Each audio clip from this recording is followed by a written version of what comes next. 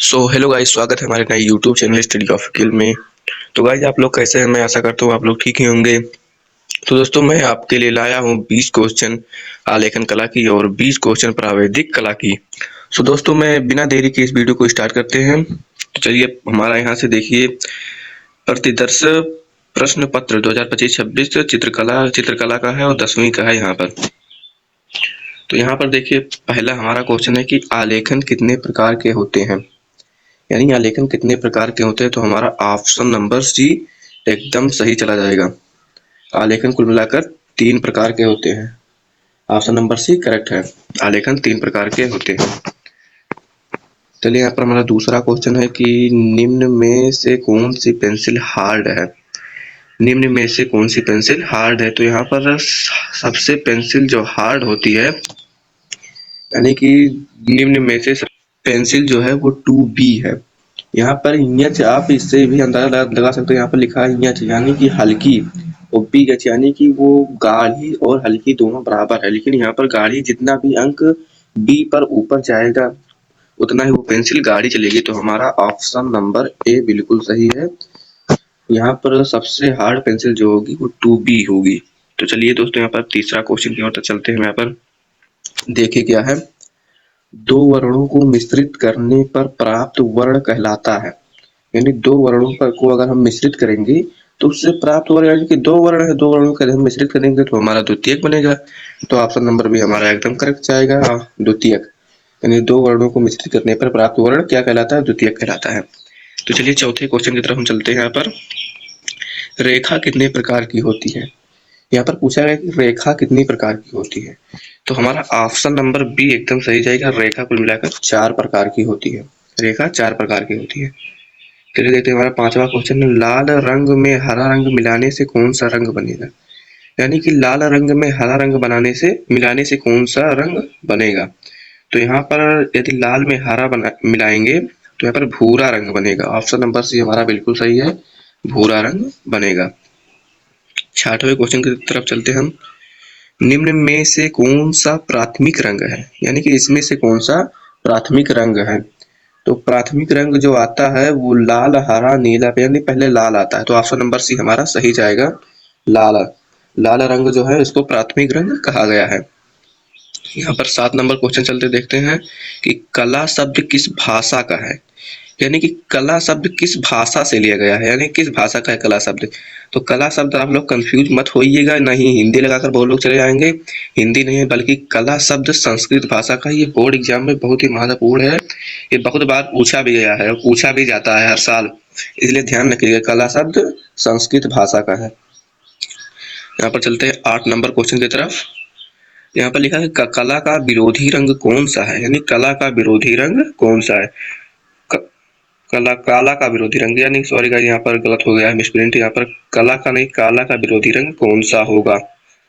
तो काला का यहाँ पर विरोधी रंग का सफेद होगा। यहाँ पर देखिए, काले रंग का जो विरोधी रंग होगा वो ऑप्शन भी एकदम सही है, काले रंग का विरोधी रंग सफेद होगा।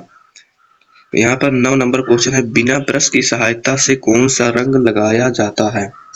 यानी कि बिना ब्रश की सहायता से कौन सा रंग लगाया जाता है। तो वो हमारा जल रंग जो होता है ये भी ब्रश की सहायता से लगाया। तेल रंग, मतलब कि जितने लिक्विड पदार्थ है वो सब ब्रश के माध्यम से लगाए जाते हैं। लेकिन यहाँ पर हमारा जो पेस्टल है, ऑप्शन नंबर सी जो है यहाँ पर पेस्टल, वो बिना ब्रश की सहायता से ही लगाया जाता है। ध्यान रखिएगा, पेस्टल। क्वेश्चन नंबर 10 है हमारा कि किस ब्रश की सहायता से सबसे पतली लाइन खींची जा सकती है। यानी किस ब्रश की सहायता से सबसे पतली लाइन खींची जा सकती है। यानी कि जितना अंक कम होगा उतनी ही पतली लाइन खींची जा सकती है। यहाँ पर देखिए 1 नंबर है, 2 नंबर, 0, डबल 0।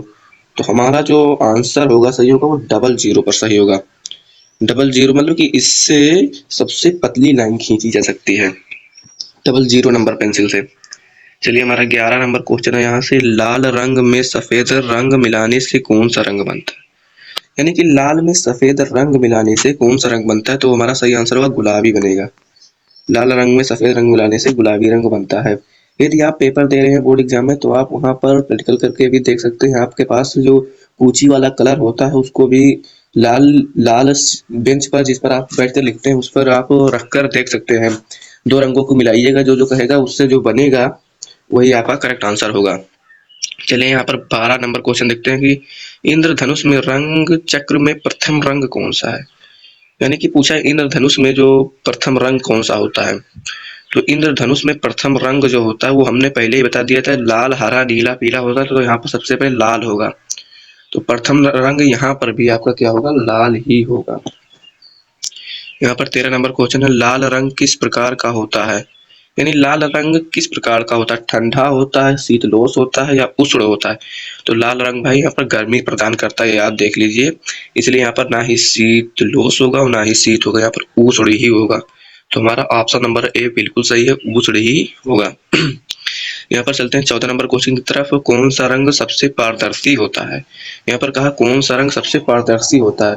तो पेंसिल रंग तो उतना पारदर्शी नहीं होता, ऑयल रंग भी नहीं होता, पेस्टल रंग भी नहीं होता। यहाँ पर यदि आप जल रंग से रंगते हैं तो उसे आप आर पार देख सकते हैं। इसलिए सबसे पारदर्शी जो होगा वो जल रंग होगा। तो ऑप्शन नंबर ए हमारा बिल्कुल करेक्ट जाएगा। तो चलिए 15 नंबर क्वेश्चन की तरफ चलते हैं। यहाँ पर रंगों के संबंध में सही व्यक्ति है। यानी रंगों के संबंध में सही व्यक्ति क्या है। तो वो है ओस्टवाल्ड। ओस्टवाल्ड के माध्यम से आप रंगों को सही व्यक्त कर सकते हैं। ओस्टवाल्ड में जो चक्र बना होता है गोला गोला। यहाँ पर 16 नंबर क्वेश्चन है कि द्वितीयक रंग किस प्रकार प्राप्त किए जाते हैं। 16 नंबर क्वेश्चन है, द्वितीयक रंग किस प्रकार प्राप्त किए जा सकते हैं। तो वो प्राप्त किए जा सकते हैं दो प्राथमिक रंगों के मिश्रित से। ऑप्शन नंबर बी हमारा बिल्कुल सही जाएगा, दो प्राथमिक रंगों के मिश्रित से द्वितीयक रंग प्राप्त किए जा सकते हैं। यहाँ पर 17 नंबर क्वेश्चन है, अलसपी के तेल का प्रयोग किया जाता है। अलसपी के तेल का प्रयोग कहाँ किया जाता है। तो अलसपी के तेल यानी कि तेल का प्रयोग, नहीं वो तेल है तो तेल रंग में ही किया जाएगा। क्वेश्चन में ही आंसर है भाई लोग, आप लोग ध्यान से क्वेश्चन को पढ़िएगा, आपका आंसर मिल जाएगा। 18 नंबर क्वेश्चन है कि ईजल का प्रयोग किया जाता है। इंजल लिखा है लेकिन गलत होगा, ईजल का प्रयोग। यानी ईजल का प्रयोग किया जाता है तो वो है चित्रकारी में भी, मूर्ति कला में और वास्तु कला में भी, सब में किया जाता है। ऑप्शन नंबर डी आपका बिल्कुल सही जाएगा। दोस्तों यहाँ पर 19 नंबर क्वेश्चन की तरफ चलते हैं। यहाँ पर देखते हैं कि शीतलता से किया गया रेखांकन क्या कहलाता है। यानी शीतलता से किया गया रेखांकन क्या कहलाता है। तो शीतलता से किया गया रेखांकन वो आपका आलेखन ही कहलाएगा। यहाँ पर ऑप्शन नंबर भी हमारा बिल्कुल करेक्ट है, आलेखन। 20 नंबर क्वेश्चन की तरफ चलते हैं। नीला रंग और लाल रंग मिलाने से प्राप्त होता है। यानी नीला रंग और लाल रंग मिला देंगे तो हमारा बैगनी प्राप्त होगा। लाल और नीला मिलाने पर बैगनी प्राप्त होता है। तो यहाँ पर हमारा जो है आलेखन खत्म हो गया। आलेखन 20 प्रश्न खत्म हो गए। इन 20 प्रश्न ये बहुत ही महत्वपूर्ण प्रश्न है, ये बार बार बोर्ड एग्जाम में आते हैं, इसलिए हमने इन प्रश्नों को रखा है। यहाँ पर देखिए प्रावैधिक ये भी महत्वपूर्ण है। प्रावैधिक आसान भी लगता है मैथ वाले स्टूडेंट के लिए, लेकिन दोनों भी हम करा दे रहे हैं। यहाँ पर देखिए क्षेत्रफल को किस इकाई में लिखा जाता है। यानी क्षेत्रफल को किस इकाई में लिखा जाता है। तो किस इकाई में लिखा जाता है, वो मीटर स्क्वायर में यानी कि वर्ग मीटर में लिखा जाता है। यहाँ पर हमारा ऑप्शन नंबर डी बिल्कुल सही है, वर्ग मीटर में लिखा जाता है। क्षेत्रफल को किस इकाई में लिखा जाता है, वर्ग मीटर या फिर मीटर स्क्वायर भी आपको मिलेगा कहीं कहीं।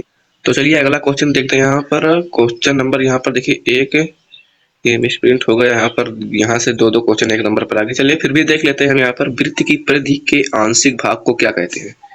यानी वृत्त के परिधि के आंशिक भाग को क्या कहते हैं, यानी कि ये गाइस हमारा क्वेश्चन मिसप्रिंट हो गया, लेकिन फिर भी इस क्वेश्चन को हम बताएंगे, जारी नहीं देंगे। यहाँ पर ऑप्शन में देखिए 4 दिख रहा है, लेकिन यहाँ पर 4 नहीं बल्कि चाप होना चाहिए। इंग्लिश में लिख दे रहे चाप। यानी कि वृत्त के परिधि के आंशिक भाग को हम क्या कहते हैं, चाप कहते हैं। ये याद रखिएगा, ये भी क्वेश्चन इंपॉर्टेंट है लेकिन थोड़ा मिसप्रिंट हो गया, सॉरी, इसके लिए माफी चाहता हूँ। यहाँ पर है कि आयत का क्षेत्रफल होता है। यानी कि आयत का क्षेत्रफल क्या होता है, आप ही बताइए। आधार गुणे ऊंचाई नहीं, लंबाई गुणे केंद्र नहीं, केंद्र गुणे परिधि नहीं। यहाँ पर हमारा होगा इनमें से कोई नहीं। आप जल्दबाजी में मत रहिएगा कि आयत का क्षेत्रफल होता है वो क्या होता है। आयत का क्षेत्रफल होता है लंबाई गुणे चौड़ाई, लेकिन इसमें से कहीं भी नहीं है वो ऑप्शन में, इसलिए हमारा डी बिल्कुल सही होगा, इनमें से कोई नहीं। ऐसे ऐसे बझाव वाले क्वेश्चन देखते हैं, लेकिन आप बिल्कुल भी मत घबराइएगा। यहाँ पर आप क्लास पूरी अटेम्प्ट कीजिएगा, आपका बिल्कुल डाउट क्लियर हो जाएगा। तीसरा नंबर क्वेश्चन है, समबाहु त्रिभुज की भुजाएं होती हैं। यानी समबाहु त्रिभुज की भुजाएं होती हैं। आप बताइए समबाहु त्रिभुज की भुजाएं होती हैं तो क्या होती हैं? दो भुजाएं बराबर होती हैं, फिर सभी अलग अलग होती है, सभी बराबर होती, क्या होती है? तो आप याद रखिएगा समबाहु त्रिभुज की सभी भुजाएं बराबर होती हैं, सभी भुजाएं बराबर होती हैं। और वो कितने कितने डिग्री का कोण बनाती है ये भी क्वेश्चन पूछा जाता है। वो 60-60 डिग्री का कोण बनाती है, प्रत्येक कोण 60-60 डिग्री का होता है। ऑप्शन नंबर ए सही हो जाएगा। तो हमारा चौथा क्वेश्चन है कि दो बिंदुओं को मिलाने से निर्माण होता है। दो बिंदुओं को मिलाने से क्या निर्माण होता है? यदि हम दो बिंदु को मिला दें तो उससे क्या बनेगा? और वृत्त भी नहीं बनेगा, ए और बी, ये भी यहाँ पर रेखा बनेगा। यदि हम दो बिंदुओं को मिलाते हैं तो हमारा एक रेखा तैयार होता है। तो चलिए 5वें नंबर क्वेश्चन की तरफ चलते हैं। समकोण कितने अंश का होता है? यहाँ पर 5वां नंबर क्वेश्चन है कि समकोण कितने अंश का होता है। अभी हमने बताया कि आपको कि जो समबाहु त्रिभुज होती है वो 60-60 डिग्री की होती है। समबाहु त्रिभुज का प्रत्येक कोण 60 डिग्री का होता है। सेम उसी तरह सवाल है कि समकोण कितने अंश का होता है, तो वो होता है 90 डिग्री का। वो 60 डिग्री वहां पर बनाता है, यहाँ पर 90 डिग्री बनाएगा। तो समकोण त्रिभुज कितने या फिर समकोण कितने अंश का होता है? वो 90 डिग्री का होता है। यहाँ पर हमारा 6 नंबर क्वेश्चन है कि वही क्वेश्चन फिर से आ गया। ये देखिए वही क्वेश्चन हमारा फिर से आ गया। यहाँ पर मिसप्रिंट काफी हो चुका है यहाँ पर देखिए, लेकिन इसके लिए माफी चाहता हूँ। 7 नंबर क्वेश्चन है 1 मीटर में कितने सेंटीमीटर होते हैं? यानी 1 मीटर में कितने सेंटीमीटर होते हैं? वो लोग आप सबको ही पता होगा 1 मीटर में 100 सेंटीमीटर होते हैं। इससे भी रिलेटेड क्वेश्चन आता है, इतना सरल गाइस। आप लोग भी दोस्तों ध्यान से पढ़िएगा, 20 में 20 करके आइएगा बोर्ड एग्जाम में। 60 डिग्री के प्रत्येक कोणों से बने त्रिभुज को क्या कहते हैं? यानी 60 डिग्री से बने प्रत्येक कोणों को क्या कहते हैं? अभी हमने ऊपर ही बताया कि समबाहु त्रिभुज के प्रत्येक कोण 60 डिग्री से बने होते हैं। तो यानी कि समबाहु त्रिभुज हमारा एकदम बिल्कुल सही जाएगा। एक एक क्वेश्चन में 4-4 क्वेश्चन बनते हैं, इसलिए उसको ध्यान से देखिएगा। यहाँ पर 60 यहाँ पर हो गया। यहाँ पर देखिए 9 नंबर क्वेश्चन हमारा कि निम्न में से कौन सा अधिक कोण नहीं है? यानी निम्न में से कौन सा अधिक कोण नहीं है? वो है 170 डिग्री है। देखिए 170 डिग्री जो है वो हमारा अधिक कोण नहीं है, अधिक कोण नहीं है। तो यहाँ पर अधिक कोण उसे कहते हैं कि जो 90 डिग्री से अधिक हो लेकिन 180 डिग्री से कम हो। तो 90 डिग्री से अधिक 180 डिग्री ये तो है ही है, और 90 डिग्री से अधिक 170 जो 180 डिग्री से कम है। यहाँ पर हमारा ऑप्शन नंबर सी बिल्कुल सही जाएगा, 50 डिग्री। तो ऑप्शन नंबर सी हमारा करेक्ट है, यानी कि अधिक कोण जो होगा अधिक कोण नहीं है, ये 50 डिग्री अधिक कोण नहीं है। किसी वृत्त के केंद्र पर कोण बनता है, यानी किसी वृत्त के केंद्र पर कितने डिग्री का कोण बनता है? किसी वृत्त के केंद्र पर जो कोण बनता है वो 360 डिग्री का बनता है। यानी कि जब जो त्रिज्या होती है वो केंद्र का पूरा चक्कर लगा लेती है तो वहां पर 360 डिग्री का कोण बनाती है। तो यहाँ पर हमारा ऑप्शन नंबर भी एकदम बिल्कुल सही जाएगा, 60 डिग्री का कोण। यहाँ पर चलिए 11 नंबर क्वेश्चन चलते हैं कि एक वृत्त में अधिकतम कितने केंद्र होते हैं? यानी एक वृत्त में ज्यादा से ज्यादा या अधिकतम एक ही केंद्र हो सकता है। यानी ऑप्शन नंबर ए हमारा बिल्कुल सही जाएगा, एक केंद्र। निम्न में से न्यून कोण कौन सा है? यानी कि न्यून कोण हमारा कौन सा है?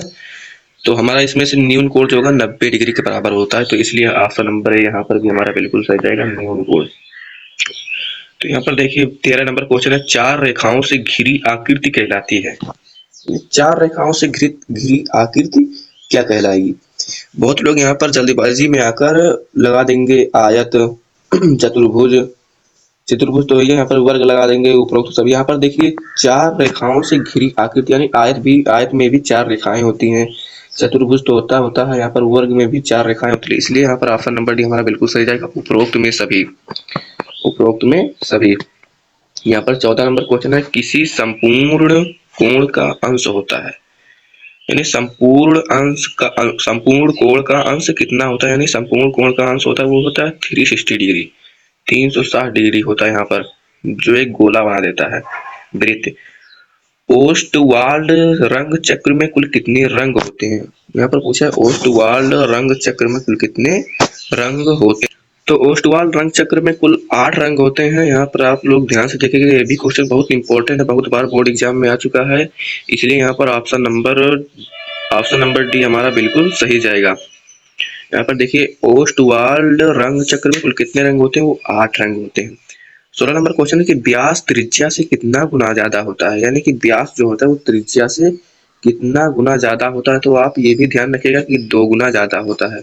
तो ऑप्शन नंबर ए हमारा बिल्कुल सही जाएगा, व्यास जो है त्रिज्या से 2 गुना ज्यादा होता है।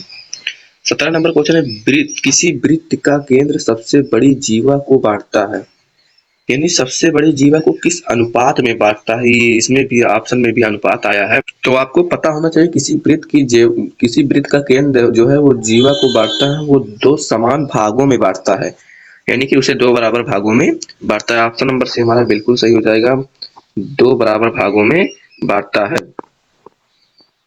यहाँ पर देखिए ऑप्शन नंबर सी करेक्ट है हमारा यहाँ पर। चलिए 18 नंबर क्वेश्चन की तरफ चलते हैं कि किस उपकरण की सहायता से सीमा रेखा खींची जा सकती है। इस उपकरण की सहायता से सीमा रेखा खींची जा सकती है, मतलब कि अच्छे से, तो वो होती है स्केल। स्केल के माध्यम से हम एक सीधी रेखा खींच सकते हैं। 19 नंबर क्वेश्चन है, कोण मापने के लिए किस उपकरण का प्रयोग किया जाता है। कोण मापने के लिए किस उपकरण का प्रयोग किया जाता है। स्केल, कंपास, प्रोटेक्टर या डायग्राम। यहाँ पर हमारा सही होगा प्रोटेक्टर। ऑप्शन नंबर सी हमारा बिल्कुल सही होगा। इस टाइप के क्वेश्चन बहुत ही आते हैं, इसलिए आप लोग ध्यान से देखेगा। रेखांकन में सबसे पहले किसका प्रयोग किया जाता है। रेखांकन में सबसे पहले किसका प्रयोग किया जाता है, यानी रेखा खींचने के लिए सबसे पहले किस चीज का प्रयोग किया जाता है, वो होता है पेंसिल। रेखा खींचने के समय सबसे पहले पेंसिल का प्रयोग किया जाता है। ऑप्शन नंबर ए हमारा बिल्कुल सही होगा। तो यहाँ पर हमारा क्वेश्चन खत्म होता है। तो गाइज, अगर आप लोग को ये वीडियो पसंद आया हो तो शेयर करना ना भूलिए और वीडियो को लाइक भी कर दीजिएगा। जितना हो सके अपने दोस्तों के पास शेयर कीजिएगा। और इसी तरह और भी विषय की यदि आपको शॉर्ट वीडियो या फिर इन सब चीज़ों की एमसीक्यू चाहिए तो इस चैनल पर बने रहने के लिए चैनल को सब्सक्राइब कीजिएगा। Thank you.